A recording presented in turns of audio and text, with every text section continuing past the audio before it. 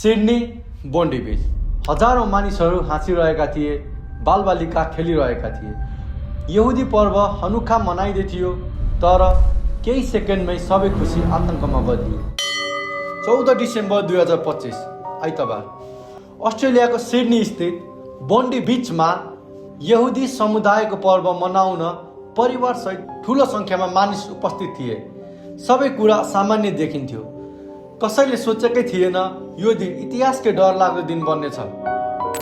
एकाएक नजिकैको पार्किङ लटबाट दुईजना बन्दुकधारी बाहिर निस्किए र अन्धाधुन्दा गोली चलाउन थाले। गोलीको आवाजसँगै मानिसहरू ज्यान जोगाउन तितरबितर भए। केही सेकेन्डमै 14 जना निर्दोष मानिसहरूको ज्यान गयो। त्यसमध्ये 10 वर्षकी एक बालिका पनि थिइन्। घटनास्थलमा पुगेका अस्ट्रेलियन प्रहरीले जवाफी कारबाही गरे।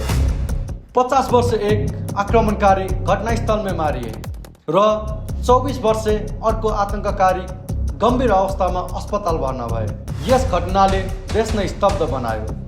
प्रारम्भिक अनुसन्धानले अझै चकित पार्ने तथ्य बाहिर ल्यायो। ती दुई आक्रमणकारी बुबा र छोरा थिए। एकै परिवार, एकै विचार र एउटै हिंसात्मक निर्णय। अस्ट्रेलियन प्रधानमन्त्री एन्टोनी अल्बान्सले यस आक्रमणलाई an act of pure evil अर्थात् शुद्ध दृष्टताको कार्य भन्दै कडा निन्दा गरे। उनका अनुसार यो आक्रमण यहुदी समुदायलाई जानाजानी लक्षित गरिएको थियो। अब प्रश्न उठ्छ, के यी मानिसहरू मानसिक समस्याबाट पीडित थिए वा यस पछाडि कुनै अझै नदेखिएको गहिरो कारण छ? त्यो उत्तर समयले नै बताउनेछ।